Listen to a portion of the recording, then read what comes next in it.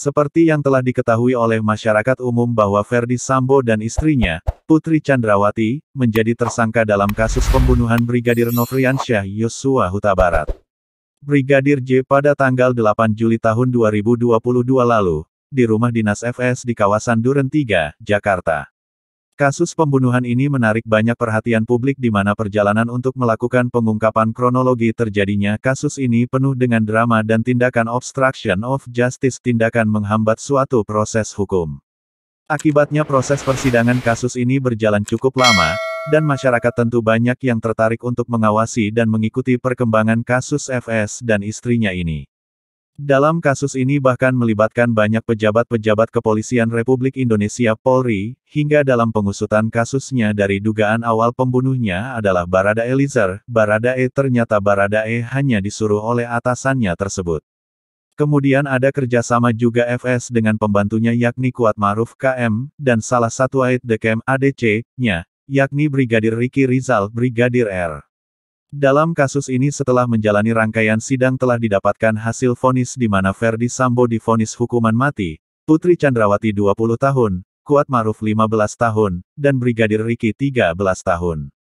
Sedangkan, untuk Barada Eliezer mendapatkan vonis 1,5 tahun karena statusnya sebagai Justice Collaborator (JC). Selain itu, dalam dinasnya FS mendapatkan PTDH atau kependekan dari pemberhentian tidak dengan hormat yang berarti juga dipecat dari instansi kepolisian. Sanksi ini diberikan dikarenakan juga telah melanggar kode etik dari kepolisian itu sendiri. Kasus ini yang mencuri perhatian publik, tentu tidak lepas dari dampak yang akan didapatkan oleh keluarganya. Dampak tersebut diantaranya adalah stigmatisasi ataupun labeling bagi anggota keluarganya sebagai anak pembunuh Brigadir J. Hal ini tentu menjadi dampak negatif yang perlu mendapatkan perhatian dan perlindungan. Terlebih FS memiliki 4 orang anak, yang berusia 21 tahun, 17 tahun, 15 tahun, dan 2 tahun.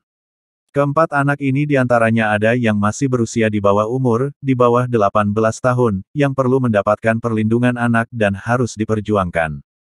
Perlindungan anak di negara Indonesia telah diatur dan secara legitimasi telah tertulis pernyataan maupun ketentuan-ketentuan dalam memperjuangkan perlindungan anak. Dalam Undang-Undang Nomor 23 Tahun 2002 tentang Perlindungan Anak, pada pasal 2 menjelaskan bahwa penyelenggaraan perlindungan anak di Indonesia berlandaskan pada Pancasila, UUD 1945, dan prinsip dasar Konvensi Hak-Hak Anak yang meliputi, non-diskriminasi, kepentingan terbaik yang terbaik bagi anak, hak untuk hidup, kelangsungan hidup, dan perkembangan, dan penghargaan terhadap pendapat anak. Kemudian yang berkewajiban dan bertanggung jawab atas penyelenggaraannya adalah negara, pemerintah, masyarakat, keluarga, dan orang tua. Selanjutnya mengenai perlindungan khusus bagi anak diatur dalam PP Nomor 78 Tahun 2021 tentang perlindungan khusus bagi anak. Adapun pengertian dari perlindungan khusus adalah suatu bentuk perlindungan yang diterima oleh anak dalam situasi dan kondisi tertentu untuk mendapatkan jaminan rasa aman terhadap ancaman yang membahayakan diri dan jiwa dalam tumbuh kembangnya. Kemudian untuk tujuan dari perlindungan khusus bagi anak adalah memberikan jaminan rasa aman bagi anak yang memerlukan perlindungan khusus, memberikan layanan yang dibutuhkan bagi anak yang memerlukan perlindungan khusus, dan mencegah terjadinya pelanggaran hak-hak anak. Dengan pernyataan dalam peraturan pemerintah ini telah menunjukkan keseriusan dalam memperjuangkan perlindungan khusus bagi anak. Dalam PP ini pasal 3, poin O menyatakan bahwa perlindungan khusus diberikan juga terhadap anak yang menjadi korban stigmatisasi dari pelabelan terkait dengan kondisi orang tuanya. Menyangkut kasus FS yang telah dijelaskan tadi, menimbulkan dampak yang diterima oleh anaknya juga. Dampak tersebut yakni terkait stigmatisasi atau pelabelan negatif yang didapatkan, bahwa anak FS merupakan anak seorang pembunuh.